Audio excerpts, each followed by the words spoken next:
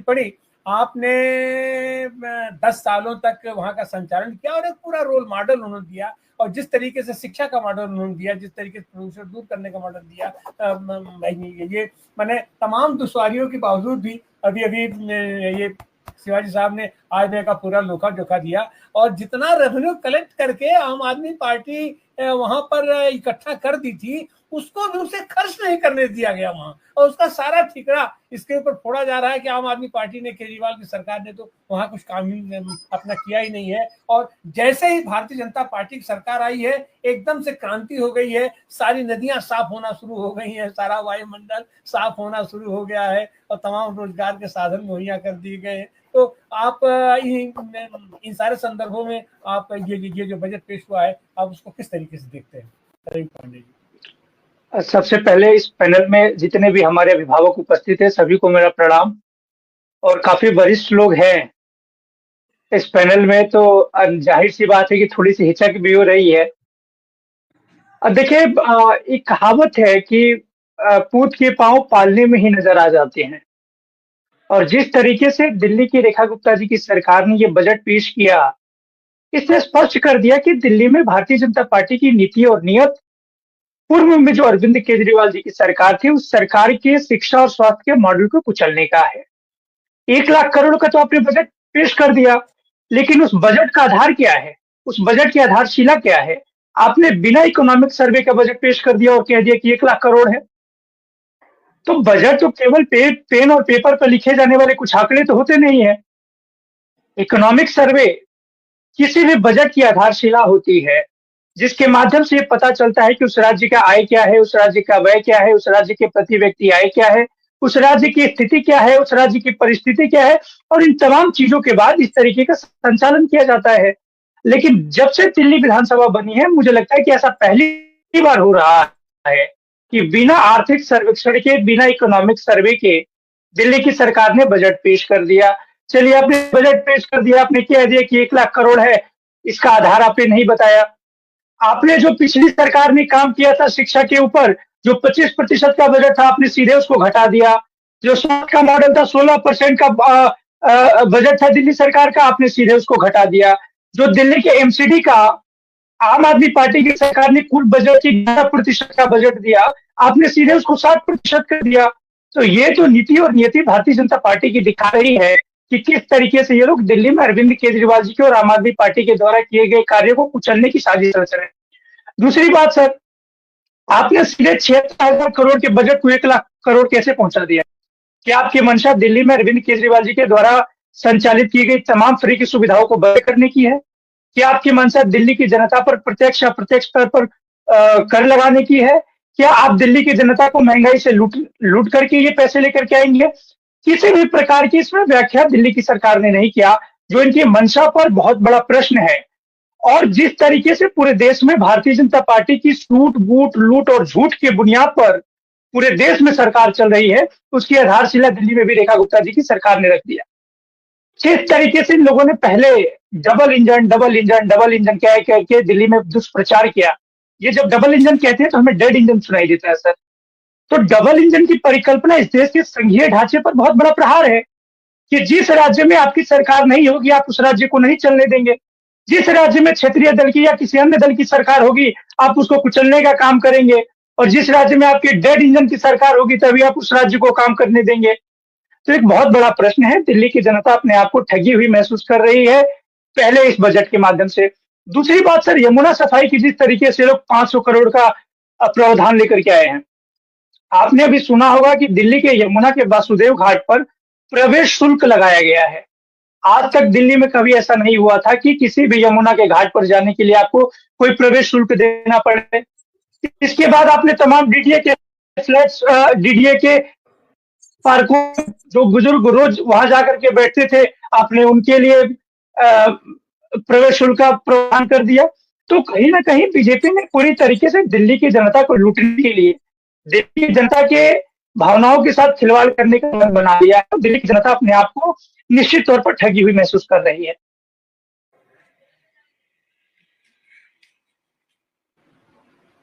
जी जी जी रवि पांडे जी, कल रेखा गुप्ता ने एक शेर पढ़ा बशीर बद्र का, दिल की बस्ती पुरानी दिल्ली है, जो भी गुजरा उसे लूट कर चला गया। तो जाहिर सी बात है कि उनकी मंशा स्पष्ट है कि वो भी आई हैं और लूट के जाने के लिए आई हैं। जितना कुछ इकट्ठा करके केजरीवाल साहब ने रखा था उसको तो लूटेंगे ही लूटेंगी। और ये तरह तरह का जो प्राविधान उन्होंने किया है कि झुग्गी झोपड़ियों के लिए कैसे उनकी जमीन अपना लूट करके वहां क्या बना रही हैं, ये नदी सफाई के लिए क्या कर रही है। नदी सफाई के लिए सबसे बड़ी चीज है कि कोई भी पर्यावरणविद, नदी में अगर कोई जानवर मर गया है तो उस जानवर को उठा करके फेंक देना वो कोई प्रदूषण नहीं है। असली प्रदूषण तो होता है कि उसके पानी में आपने ये जो जलमल आप कर दिए, उसकी सफाई आप कैसे करोगी। जब तक सीवर ट्रीटमेंट प्लांट उसके लिए नहीं लगेगा तब तक तो उसकी सफाई नहीं होगी। तो इस तरीके से ये सरकार तो इवेंट मैनेजमेंट की सरकार है। और इवेंट मैनेजमेंट हमने इनका देखा है महाकुंभ में कि 100 करोड़ लोगों को उन्होंने वहां न्योता दिया और वहां पर क्या स्थिति किया, क्या परिस्थिति किया, और आज की तारीख तक उस पर भौं कर रहे हैं। और वहां कितने लोग मरे आज की तारीख तक उसको बताने के लिए तैयार नहीं है या उसको बता नहीं पा रहे हैं। खैर अब हम चलेंगे, आप कुछ कहना चाह रहे थे रवि पांडे जी? सर, अब मैं यही यमुना की सफाई पे ही कहना चाह रहा था कि 10 सालों से नमामि गंगे योजना का क्या हुआ, भारतीय जनता पार्टी के लोग नहीं बताते। एक रिपोर्ट ये बताती है कि नमामि गंगे योजना पर जितने पैसे खर्च हुए उसके 60% एसटीपी काम के लायक नहीं रही है। अभी रिपोर्ट आया था सीपीसीबी का कि जिस तरीके से संगम जो इलाहाबाद में है, प्रयागराज में है, वहां के पानी नहाने लायक नहीं है, और अपने महाकुंभ में विश्व स्तर का प्रचार प्रसार कर दिया। तो ये सरकार कहीं ना कहीं प्रचार जीवी सरकार है, कैमरा जीवी सरकार है। और प्रधानमंत्री मोदी जी से इनके तमाम मुख्यमंत्री सीख रहे हैं कि कैसे बड़ी बड़ी बातें फेंकनी है।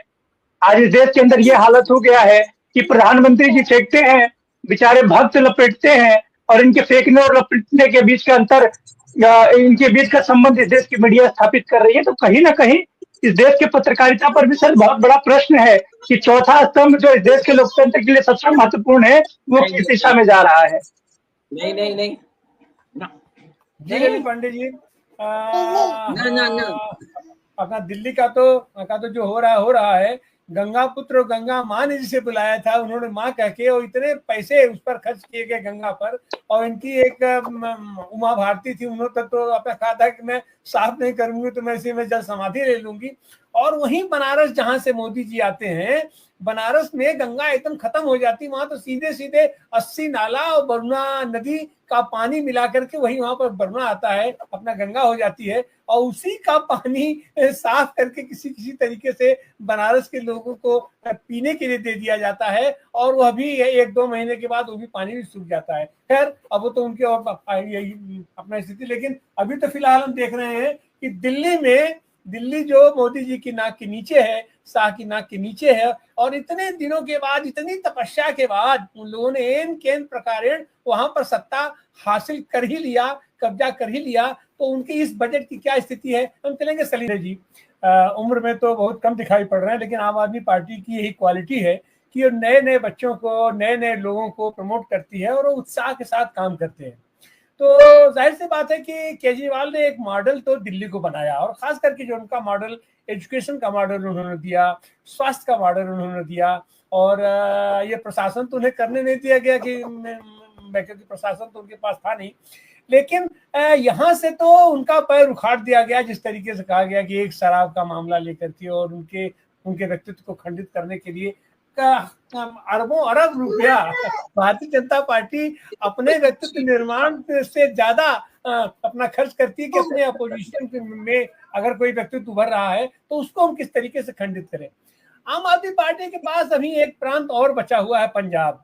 जिस तरीके से 10 सालों में आम आदमी पार्टी ने दिल्ली में अपना एक मॉडल स्थापित किया, क्या वो मॉडल उस तरीके का पंजाब में भी ये लोग कुछ करने की सोच पा रहे हैं? और जिस तरीके से वहां पर किसानों के ऊपर बर्बर लाठीचार्ज किया है, उनका दमन करने का काम किया है मान जी, तो क्या उसको केजरीवाल उस मॉडल को भी अपना पसंद है? अब तो इन लोगों का पूरा फोकस पंजाब पर है, एक फुल फ्लेज सरकार वहां पर है। ऐसी हालत में उस रोशनी में ये दिल्ली के इस बजट को किस तरीके से देखते हैं, और ये इसको किस तरीके से काट कर पाने की स्थिति कुछ बन रही है आम आदमी पार्टी की, रवि पांडे जी? देखिए सर, आपने बड़ा इंटरेस्टिंग प्रश्न पूछा कि किस तरीके से दिल्ली की शिक्षा के मॉडल को खत्म करने की कोशिश की जा रही है और ये कोशिश क्यों शुरू हुई। 2020 में हमें याद करना चाहिए कि अमेरिका के तत्कालीन राष्ट्रपति डोनाल्ड ट्रंप साहब की पत्नी हिंदुस्तान आई। वो किसी गुजरात की स्कूल देखने नहीं गई थी, वो किसी उत्तर प्रदेश की स्कूल को देखने नहीं गई थी। वो 20 राज्यों में भारतीय जनता पार्टी की डबल इंजन जो डेड इंजन की पर्यायवाची है, उसे किसी राज्य के स्कूल को देखने नहीं गई। वो दिल्ली आई और दिल्ली आकर के अरविंद केजरीवाल के द्वारा बनाए गए स्कूल के मॉडल को देखने के लिए दिल्ली के स्कूल में गई। कई ऐसे यूएन के पूर्व महासचिव बान की मून साहब से लेकर के और कई बड़े-बड़े जनप्रतिनिधि आए दिल्ली के सरकारी स्कूल को देखने के लिए, दिल्ली के मोहल्ला क्लिनिक को देखने के लिए, जो कहीं न कहीं मोदी जी की आँखों में चुभने लगी। और जो आम आदमी पार्टी ने कहा था, अरविंद केजरीवाल जी ने कहा था कि हम हिंदुस्तान में राजनीति को बदलने के लिए आए हैं। उस राजनीति के बदलाव का सबसे बड़ा संकेत मिला गुजरात विधानसभा चुनाव में, जब मोदी जी को एक टेंट का बना हुआ स्कूल में जाना पड़ा। असली में तो स्कूल बनाया नहीं है, असली में तो केवल शौचालय बनाए ये सरकार ने। तो टेंट के बने हुए स्कूल में उनको जाना पड़ा और पूरे देश ने देखा कि किस तरीके से भाजपा की फजीहत हुई। जिस फ्रीबीज को मुफ्त की रेवड़ी मोदी जी कहते थे, उस फ्रीबीज को लेकर के उनको आना पड़ा। उन्होंने स्वीकार किया कि अरविंद केजरीवाल जी ने दिल्ली में बहुत अच्छे काम किए और ये कहा कि केजरीवाल के जन कल्याणकारी योजनाओं को हम बंद नहीं करेंगे। तो ये तमाम चीजों पर भारतीय जनता पार्टी के असलियत को देश की जनता ने देखी है। दूसरी तरफ आज से पंजाब का भी बजट आया है और पंजाब के राजनीतिक इतिहास में पहली बार ऐसा हुआ कि 18,000 करोड़ रुपए पंजाब की शिक्षा के लिए पंजाब सरकार लेकर के आई है। पंजाब में जिस तरीके से 30-40 सालों में इन लोगों ने नशे के कारोबार को फैलाया, उस नशे के कारोबार पर चोटिल करने के लिए भगवंत मान साहब की सरकार सख्त कदम उठा रही है। जहां तक सर किसानों की लाठी और किसानों पर बर्बरता की बात है, पंजाब सरकार ने बहुत ही चालाकी पूर्वक और बहुत ही धैर्यता से पंजाब के किसानों को समझा बुझा करके वहां से हटाया। किसी प्रकार की कोई हिंसा नहीं पूरे देश ने देखा, लेकिन चूंकि मीडिया उनके हाथ में है, आम आदमी पार्टी को दुष्प्रचारित करने की कोशिश की गई। पूरे देश ने देखा सर कि इसी दिल्ली के बॉर्डर पर 750 किसानों की मृत्यु हुई थी और उस वक्त इस देश में सबसे ज्यादा उन किसानों के साथ कोई खड़ा था तो वह आम आदमी पार्टी की सरकार थी। सबसे ज्यादा किसानों को अगर किसी ने मदद किया तो आम आदमी पार्टी की सरकार ने किया। तो कहीं ना कहीं जिस तरीके से अरविंद केजरीवाल जी मोदी जी की आंखों में चुभते हैं, उसका प्रमाणिकता है कि किस तरीके से इन्होंने दिल्ली की जनता के वोट की ताकत को देश के संसद में घटाने का काम किया। किस तरीके से जब दिल्ली की मुख्यमंत्री की शक्ति को खत्म किया तो अरविंद केजरीवाल की शक्ति को नहीं खत्म किया था, इन्होंने दिल्ली की जनता के वोट की ताकत को घटाने का काम किया था। और एक कहावत है सर कि अगर आप खुद के लिए दूसरों के लिए खड्डे खोदोगे तो खुद उस खड्डे में गिरोगे। अब प्रवेश वर्मा जी क्या कह रहे हैं कि अधिकारियों की चमड़ी मोटी हो गई है, तो इस मोटी चमड़ी करने का सबसे बड़ा रोल किसका रहा? ये कहीं ना कहीं दिल्ली में फिर मुख्यमंत्री और एलजी साहब के बीच में जो इनकी अनबन चल रही है, कि बीजेपी और संघ की अनबन है, क्योंकि संघ ने रेखा गुप्ता जी को बिठाया, बीजेपी ने एलजी साहब को बिठा दिया है। और अमित शाह जी ने तो कह दिया कि भाई दिल्ली के बॉस तो तुम हो। तो एलजी साहब ने सीधे फोन लगाया अधिकारियों को, कहा कि खबरदार जो दिल्ली के तुम किसी जनप्रतिनिधि की बात सुने, दिल्ली का बॉस मैं हूं। और इनके क्लेश में दिल्ली की जनता पीस रही है। 2014 में जब मोदी जी हिंदुस्तान की राजनीति में आए, मैं सर उस समय 10वीं कक्षा में था और हमने बड़ी बड़ी बातें सुनी थी, बहुत हुई महंगाई की मार, अब की बार मोदी सरकार, इस सरकार में जीडीपी गैस डीजल और पेट्रोल की पर्यायवाची बन चुकी है। बहुत हुआ महिलाओं पर अत्याचार, अब की बार मोदी सरकार। ये वो पार्टी है जो ब्रजभूषण शरण सिंह के साथ खड़ी रही, चिन्मयानंद के साथ खड़ी रही, कुलदीप सेंगर के साथ खड़ी रही।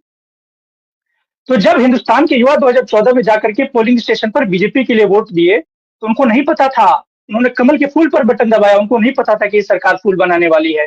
2 करोड़ रोजगार देंगे, आप कह रहे हैं रोजगार मांगोगे तो लाठी डंडे मार देंगे। और एक घिसी पिटी योजना लेकर के इस देश के युवाओं के लिए अग्निवीर। सर यदि मैं अग्निवीर को एक लाइन में परिभाषित करूं तो ये वो योजना है जो इस देश के युवाओं को भरी जवानी में अडवाणी बनाने का काम किया। मोदी जी 75 साल की होने वाले हैं, वो अपना कुर्सी नहीं त्यागना चाहते और आप एक युवा से चाहते हैं कि 24 साल की उम्र में वो रोजगार त्याग दे। रवि जी हमारा समय समाप्त होने वाला है। अभी हमारे साथ डॉक्टर सुनीलम जुड़ गए हैं, हम चाहेंगे कि दिल्ली के बजट में डॉक्टर सुनीलम की भी एक टिप्पणी ले लिया जाए। डॉक्टर सुनीलम, असल में इतना बढ़िया बोल रहे मैं थे, इजाजत चाहता हूँ।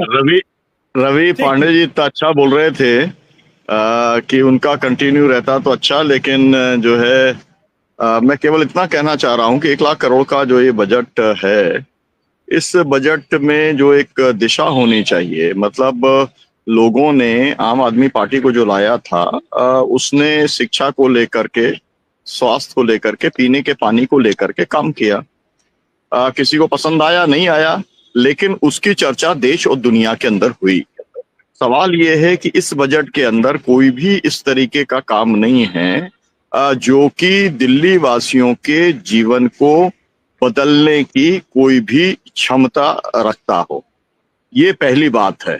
दूसरी बात यह है कि जो सबसे बड़ा सवाल है वो तो प्रदूषण के साथ में जुड़ा हुआ है। अब 300 करोड़ रुपया आप दे देंगे, या आप छोटा मोटी राशि आप यमुना की सफाई के लिए अगर आप दे देंगे, तो 50,000 करोड़ रुपया गंगा पे जब खर्च हुआ तब आप देख रहे हैं गंगा की हालत